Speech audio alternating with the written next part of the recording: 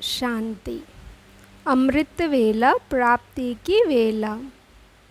सारे दिन में मनन चिंतन ना करना। अमृत वेले सुस्ती आने का कारण है खुशी की पॉइंट्स का मनन कम करते हैं। अगर मनन सारा दिन चलता रहे तो अमृत वेले भी वही मनन किया हुआ खजाना सामने आने से खुशी होगा, तो सुस्ती नहीं आएगी। लेकिन सारा दिन मनन कम होता है, उस समय मनन करने की कोशिश करते हैं तो मनन नहीं होता है, क्योंकि बुद्धि फ्रेश नहीं होती है। फिर ना मनन होता है और ना अनुभव होता है, फिर सुस्ती आती है।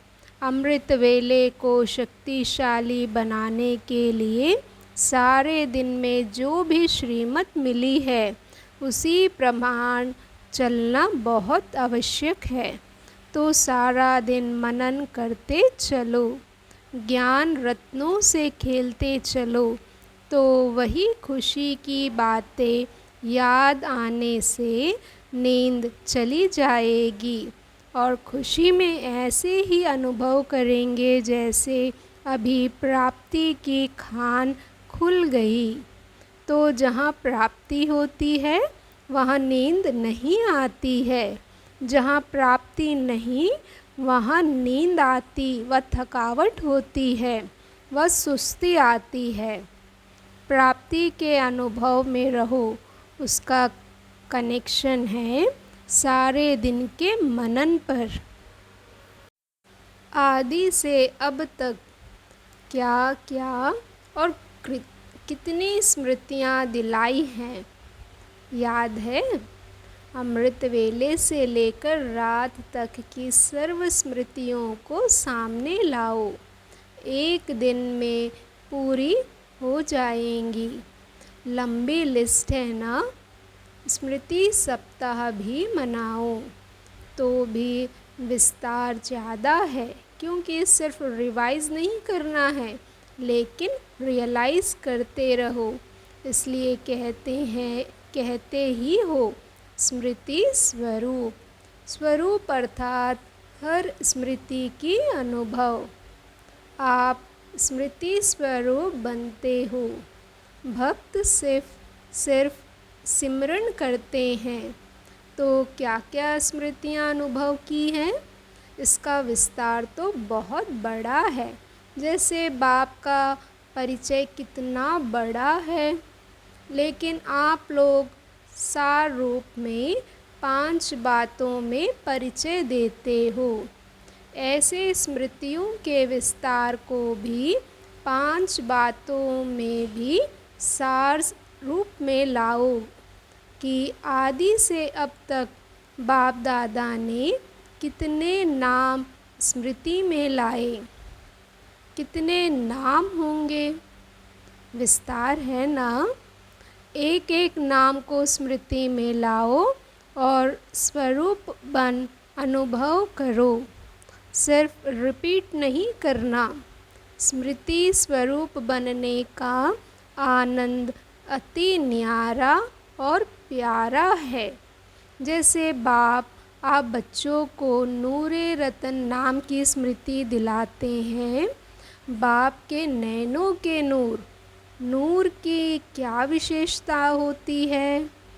नूर का कर्तव्य क्या होता है? नूर की शक्ति क्या होती है? ऐसी अनुभूतियाँ करो, अर्थात स्मृति स्वरूप बनो। इसी प्रकार हर एक नाम की स्मृति अनुभव करते रहो। यह एक दृष्टांत रूप सुनाया। ऐसे ही श्रेष्ठ स्वरूप की स्मृतियाँ कितनी हैं? आप ब्राह्मणों के कितने रूप हैं?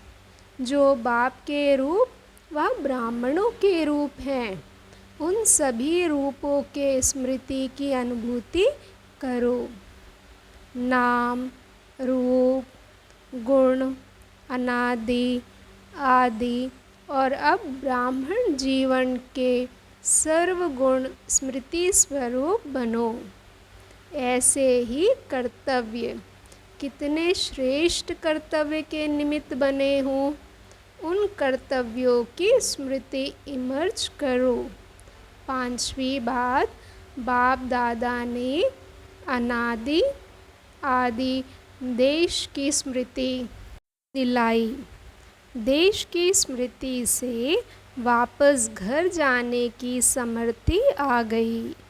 अपने राज्य में राज्य अधिकार बनने की हिम्मत आ गई और वर्तमान संगम युगी ब्राह्मण संसार में खुशियों के जीवन जीने की कला स्मृति में आ गई। जीने की कला अच्छी रीति आ गई है ना। दुनिया मरने की कला में तेज जा रही है और आप ब्राह्मण सुखमय खुशियों के जीवन की कला में उड़ रहे हो। कितना अंतर है। तो ऐसे सर्व स्मृतियों रूहानी नशे का अनुभव करना। ओम शांति। शुक्रिया बाबा, शुक्रिया।